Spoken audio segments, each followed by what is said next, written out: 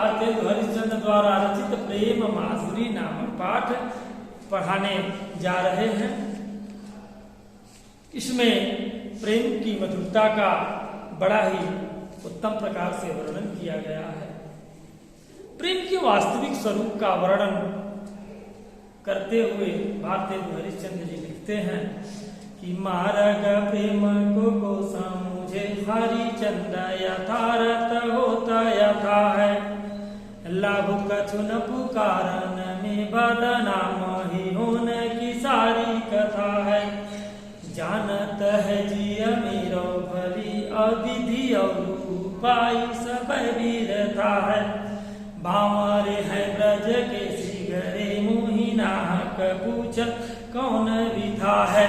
संदर्भ में लिखेंगे प्रस्तुत सवैया हमारी पठित पाठ्य पुस्तक काव्यांजलि में संकलित भारतेंदु हरिश्चंद्र द्वारा रचित प्रेम माधुरी नामक पाठ से लिया गया है।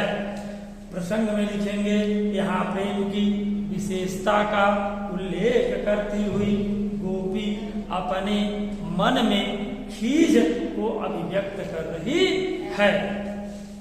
व्याख्या देखिए, मार्ग प्रेम को कोसा मुझे हरिचंद्र यथारथ होता यथा है।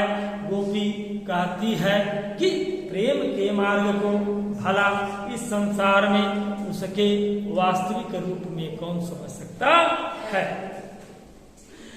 अरे लाभ कछु पुकारन में बदनाम ही होने की सारी कथा है। उसकी संपूर्ण कहानी तो केवल कलंकित होने की है, अतः इस विषय में पुकारने से कोई लाभ नहीं है। मेरा अंतःकरण यह भली प्रकार से जानता है कि जानत है जिय मेरो भली।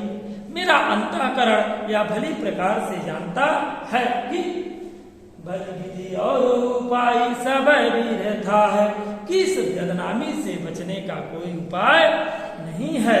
यही कलंक वस्तुतः मेरे दुख का कारण है। आगे कहती है कि फिर भी ब्रज के सभी लोग रह रह करके मुझसे मेरी पीड़ा का कारण पूछते रहते हैं। लगता है जैसे ये सभी पागल हो गए।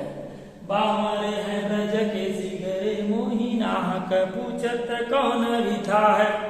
फिर भी ब्रज के लोग रह रह करके मुझसे मेरी पीड़ा का कारण पूछते हैं। लगता है ये सभी पागल हो गए हैं, जो मेरे वियोग पूर्ण प्रेम को जानते हुए भी ये अकारण मुझसे मेरी व्यथा का कारण पूछते हैं। इसमें रूपक, यमक और अनुप्रास अलंकार का प्रयोग किया गया है तथा रस जो है आपका वह विप्रलभ श्रृंगार का प्रयोग हुआ है और गुण माधुर्य है तथा ब्रज भाषा का प्रयोग इसमें किया गया है। छंद जो आपका है वह सवैया है। दूसरा देखिए आप, रोग ही जो तो अमंगल होए और पेमन से जो कहे पिया जाइए। संदर्भ आपका वही रहेगा। प्रसंग में लिखेंगे कि प्रस्तुत पंक्तियों में नायिका अर्थात गोपिका का पति परदेश गमन के लिए प्रस्थान करने वाला है। ऐसे में वह अपने पति के हृदय में प्रेम भाव की पूर्ण चतुरता पूर्वक अभिव्यक्ति कर रही है। गोपिका का पति परदेश गमन के लिए जा रहा है।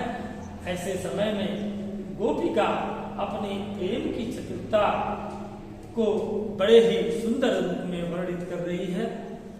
चतुरता पूर्वक अपने प्रेम को समझाने का प्रयास कर रही है। क्या कहती है, रोका ही जो तो अमंगल होए और प्रेम न सहजो कहे पिया जाइए।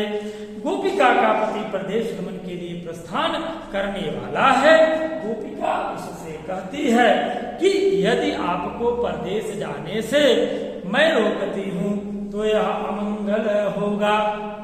क्या कहती है कि हे प्रिय, यदि मैं आपको परदेश गमन जाने से रोकती हूँ तो यह अमंगल होगा।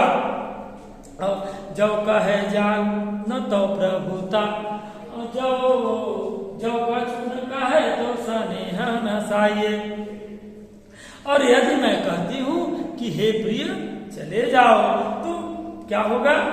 यह मेरा आप पर प्रभुता स्थापित करने वाले आदेश के समान, अर्थात इससे मेरे प्रेम का नाश हो जाएगा।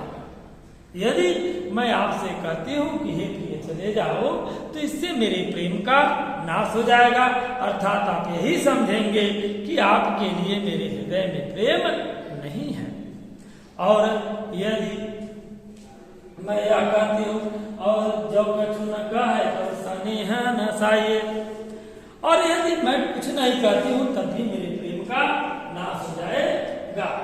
जो हरिचंद्र कहे तुम्हारे जिहे न तो यह क्यों कहती आइए।